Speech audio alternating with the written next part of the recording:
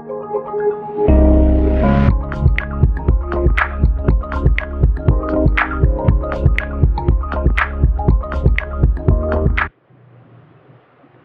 सीखना है multiplication of matrix. Multiplication की कंडीशन क्या है, वो कौन सी कंडीशन है जिसमें मैं दो मैट्रिक्स को मल्टीप्लाई कर सकती हूँ। दोनों मैट्रिक्स का ऑर्डर सेम नहीं, हर जगह ये थोड़ी चलेगा, कहीं पर चेंज भी तो करना है। देखते हैं, अगर आपके पास एक ए मैट्रिक्स है, इसका ऑर्डर m/n है, right? That means rows m है एंड कॉलम n है।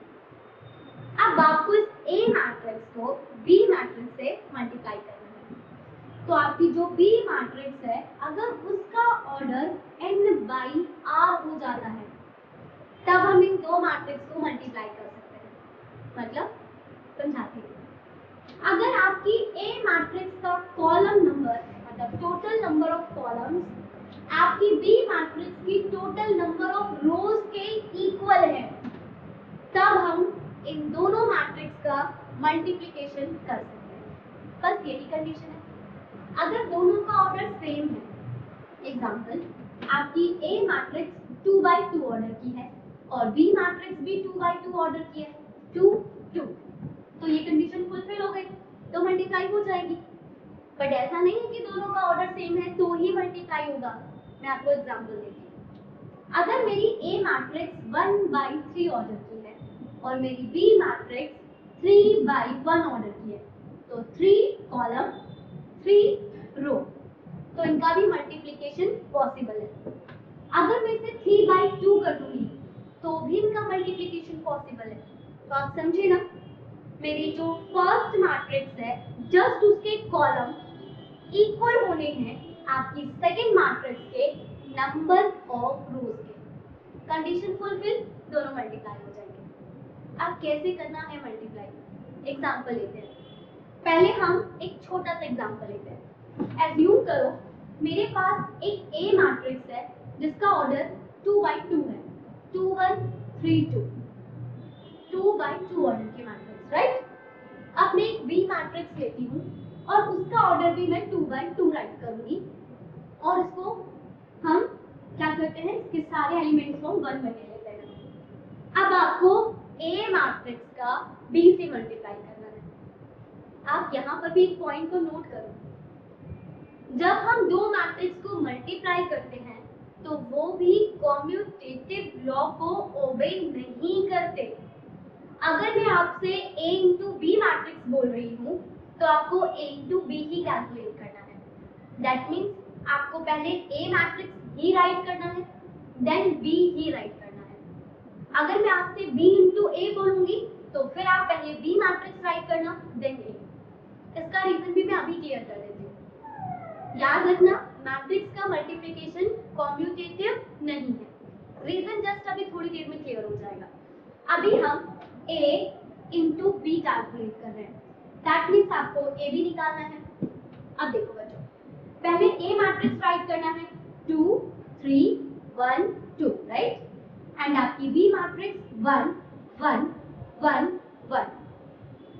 जब आप मल्टीप्लाई करते हो किन्हीं दो मैट्रिक्स का, तो आपको रो बाय कॉलम रूल को फॉलो करना है। अब रो बाय कॉलम क्या है? हमारी पहली मैट्रिक्स की रो मल्टीप्लाई होगी आपकी सेकेंड मैट्रिक्स की कॉलम से। हमें फर्स्ट मैट्रिक्स का सिर्फ रो देखना है एंड सेकेंड मैट्रिक्स का सिर्फ कॉलम देखना है। अब सुनो जरा, आपके पास पहली मैट्रिक्स में कितनी रो है? 2। तो इन दोनों की मल्टीप्लाई से जो मैट्रिक्स मिलेगी ना, उसमें भी 2 ही रो होगी, ठीक है ना? तो इसमें कितनी रो है? 2। तो इसको इससे मल्टीप्लाई करके जो मैट्रिक्स मिलने वाला है उसमें भी कितनी रो होंगी? 2। नेक्स्ट पॉइंट, आपकी सेकंड मैट्रिक्स में टोटल कितनी कॉलम है? 2।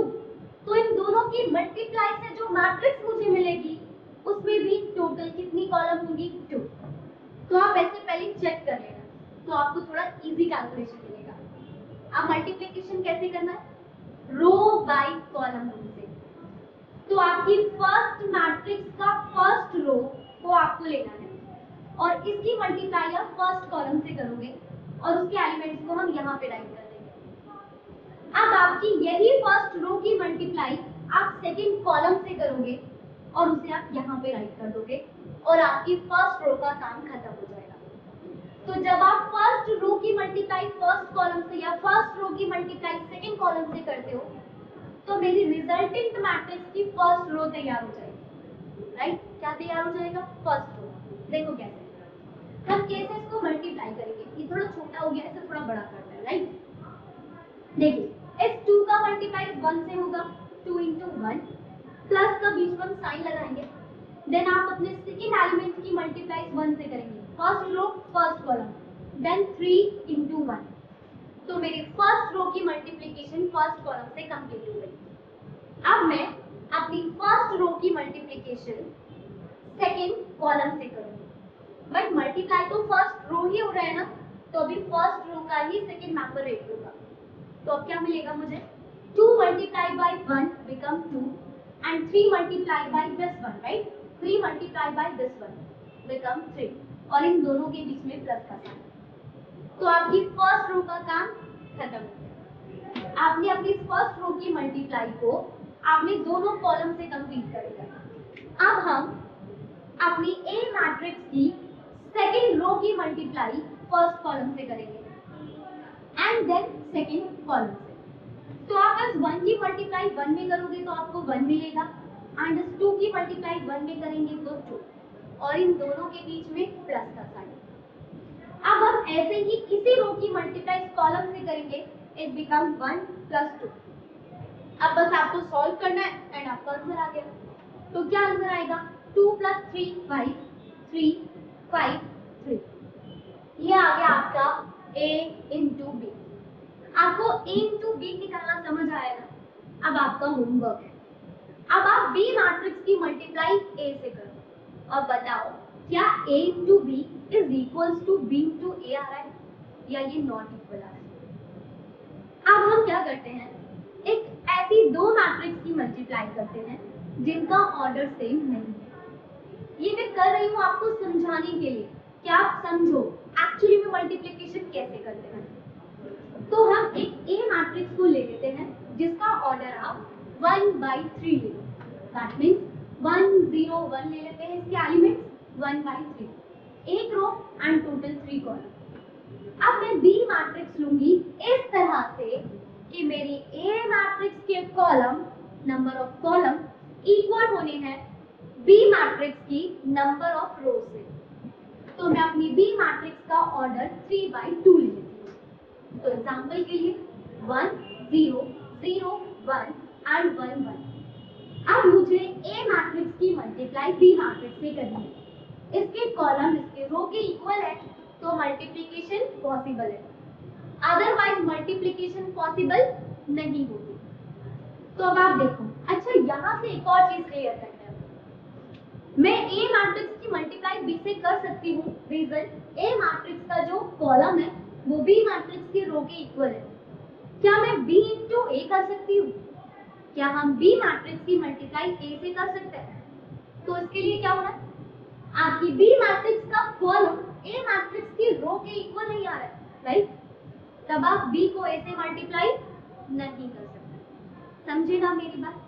a into b पॉसिबल है but b into a possible नहीं है। दैट्स व्हाई मैंने कहा कि मल्टीप्लिकेशन कॉम्यूटेटिव लॉ को ओबे नहीं करता। करते हैं क्वेश्चन कंप्लीट। पहले मैं a मैट्रिक्स को राइट करूंगी, तो मेरे पास a मैट्रिक्स है 1 0 1 एंड b मैट्रिक्स है 1 0 0 1 एंड 1 1। अभी मैंने आपको बताया आपका जो मल्टीप्लिकेशन है वो रो बाय कॉलम मेथड को यूज करता है और भी मतलब फॉलो करता है। हम पहली मैट्रिक्स की रो को सेकंड मैट्रिक्स की कॉलम से मल्टीप्लाई करेंगे। मल्टीप्लाई बाद में करेंगे, पहले ये चेक कर लो कि इन दोनों को मल्टीप्लाई करके जो रिजल्टेंट मैट्रिक्स मिलने वाला है उसमें कितनी रोज होंगी एंड कितनी कॉलम होंगी। तो देखो आपकी जो फर्स्ट मैट्रिक्स है उसकी रो डिसाइड करेंगे रिजल्टेंट मैट्रिक्स की रो। तो इसमें एक रो है तो इन दोनों की मल्टीप्लाई करके जो मैट्रिक्स मिलेगा उसमें एक ही रो होगी। एंड आपकी सेकंड मैट्रिक्स की जितनी कॉलम है आपको मल्टीप्लाई करने पे जो मैट्रिक्स मिलेगी उसकी भी उतनी ही कॉलम्स होंगी। तो मुझे इनकी मल्टीप्लाई करके जो मैट्रिक्स मिलेगा उसका ऑर्डर 1/2 होगा। अब मल्टीप्लाई स्टार्ट करते हैं। आपकी फर्स्ट रो की मल्टीप्लाई को मुझे फर्स्ट कॉलम से करना है, तो मेरा फर्स्ट एलिमेंट आ जाएगा। फिर मैं इसी रो की, क्योंकि एक ही रो चल रहा है, जब तक सेकंड रो स्टार्ट नहीं होता तो हम सेकंड रो पर नहीं जाते हैं। अभी पहला रो चल रहा है तो इसकी मल्टीप्लाई कॉलम से करने पर सेकंड एलिमेंट आ जाएगा। अगर इसके नीचे एक और रो होता तब मैं रिजल्टेंट मैट्रिक्स में नीचे रो की तरफ जाती, राइट।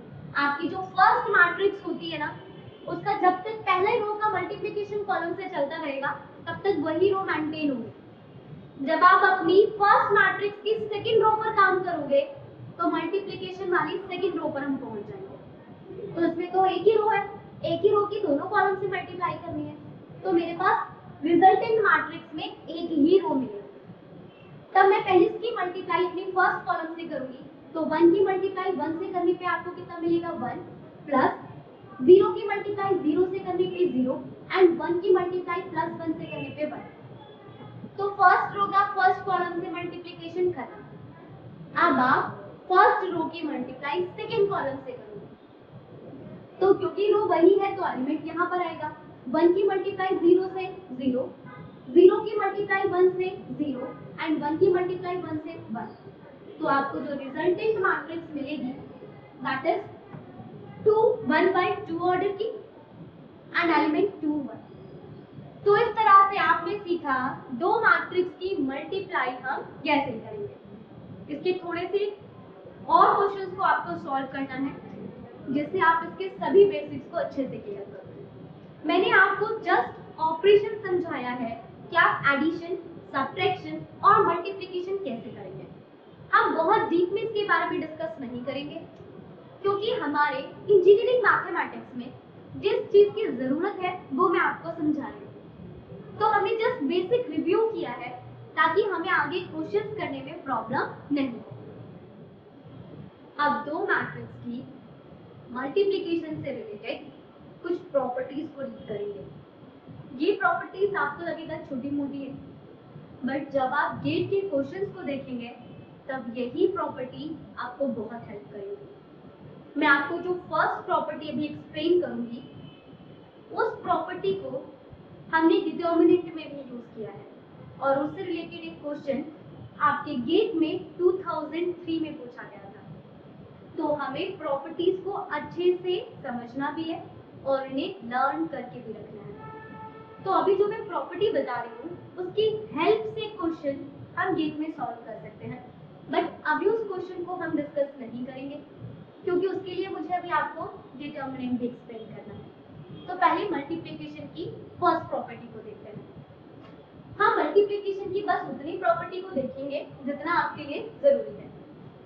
अगर मैं A मैट्रिक्स की मल्टीप्लाई B मैट्रिक्स से कर देती हूँ और इन दोनों की मल्टीप्लिकेशन से मुझे एक नल मैट्रिक्स मिलती है। कौन सी मैट्रिक्स मिलती है? नल। एक बार आप ध्यान से देखना, अगर मेरी A मैट्रिक्स का ऑर्डर m/n है और मेरी B मैट्रिक्स का ऑर्डर n/r है, तो मुझे जो नल मैट्रिक्स मिलेगी उसका ऑर्डर क्या होगा?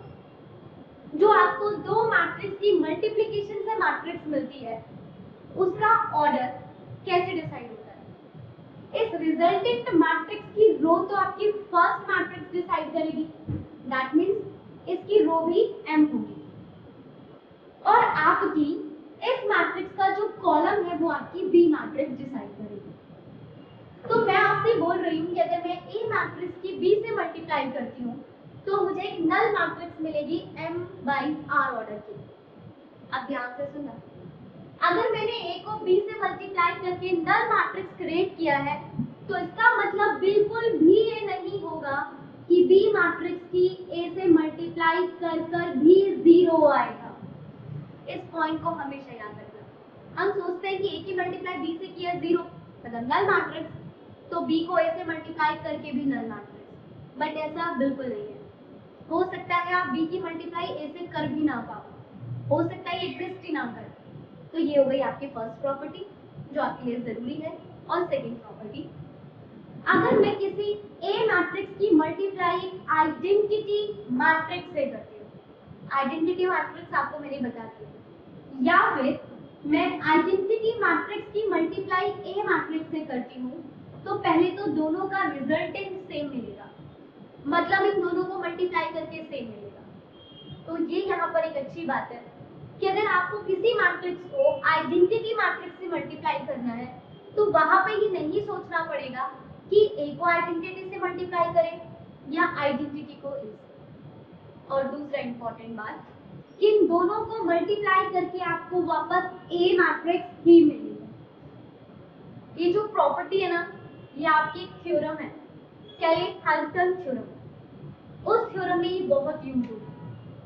तो इस प्रॉपर्टी को अच्छे से समझिए। जब हम लोग इनवर्स कैलकुलेट करेंगे, जब हम लोग इनवर्स ऑफ मैट्रिक्स कैलकुलेट करेंगे, तब भी आपको इस प्रॉपर्टी की जरूरत पड़ेगी। तो आप याद रखिए, किसी मैट्रिक्स की मल्टीप्लाई आइडेंटिटी मैट्रिक्स से करो और आइडेंटिटी मैट्रिक्स की मल्टीप्लाई ये मैट्रिक्स से करो, तो आपको वापस से वही मैट्रिक्स मिल जाती है। तो ये प्रॉपर्टी इंपॉर्टेंट है, आपको अच्छे से देखनी है। ये दोनों प्रॉपर्टी इंपॉर्टेंट है। नेक्स्ट प्रॉपर्टी आपको पता है, मैट्रिक्स का मल्टीप्लिकेशन कम्यूटेटिव लॉ को ओबे नहीं करता। तो बस ये तीन इंपॉर्टेंट प्रॉपर्टीज थी मल्टीप्लिकेशन से, जो मैंने आपको एक्सप्लेन कर